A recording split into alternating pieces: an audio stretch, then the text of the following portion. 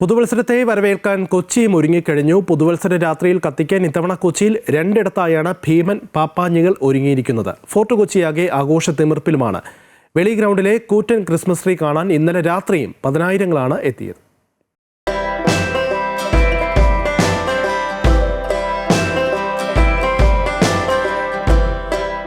Christmas നാളുകളിൽ തുടങ്ങുന്നതാണ് കൊച്ചിയിലെ ആഘോഷരാവുകൾ. Fort കൊച്ചിയിലെ വെളി ഗ്രൗണ്ടിൽ രാത്രികളിൽ വൻ ജനത്തിരക്കാണ് ഇത്തവണയും. 1.5 ലക്ഷത്തിലധികം ലൈറ്റുകൾ കൊണ്ട് അലങ്കരിച്ച കൂറ്റൻ ക്രിസ്മസ് ട്രീയാണ് ഇവിടെ പ്രധാന ആകർഷണം. മഞ്ഞ വെളിച്ചത്തിൽ കുളിച്ചു നിൽക്കുന്ന മഴമരം സെൽഫികളിലും റീലുകളിലും തരംഗമായി കഴിഞ്ഞു.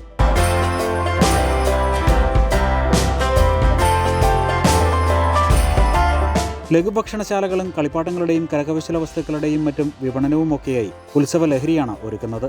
നല്ല എക്സ്പീരിയൻസ് ആണ്. നല്ല തിരക്കൊക്കെ ഉണ്ട്. ഈ 25-ാം തീയതി വന്നിട്ടുണ്ടായിരുന്നു. നല്ല തിരക്കുണ്ടായിരുന്നു. നമ്മളാകെ ടൈറ്റായി പോയി. ഇവിടെ വന്നിട്ട് വണ്ടി എടുക്കാനൊക്കെ വളരെ ബുദ്ധിമുട്ടായിരുന്നു. ഫോർട്ട് കൊച്ചിയിൽ നൂറ്റാണ്ടുകളായുള്ള പതിവാണ് പുതുവത്സരത്തെ വരവേറ്റ് പാപ്പാഞ്ഞിയെ കത്തിക്കുന്ന ചടങ്ങ്.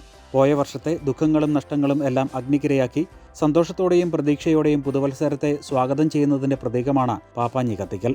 ഇത്തവണ രണ്ടിടത്തായാണ് ഭീമൻ പാപ്പാഞ്ഞികൾ ഒരുങ്ങിയിരിക്കുന്നത്. എറണാകുളം ജില്ലയ്ക്ക് പുറത്തുനിന്ന് പോലും നിരവധി ആളുകളാണ് ആഘോഷങ്ങളിൽ പങ്കെടുക്കാൻ ദിവസങ്ങൾക്ക് മുൻപേ കൊച്ചിയിൽ എത്തിയിരിക്കുന്നത്.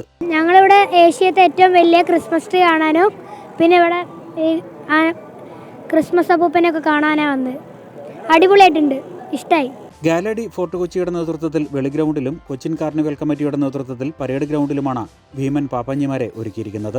2 സ്ഥലങ്ങളിലുമായി ലക്ഷക്കണക്കിന് ആളുകൾ എത്തിച്ചേരുമെന്നാണ് പ്രതീക്ഷിക്കുന്നത്.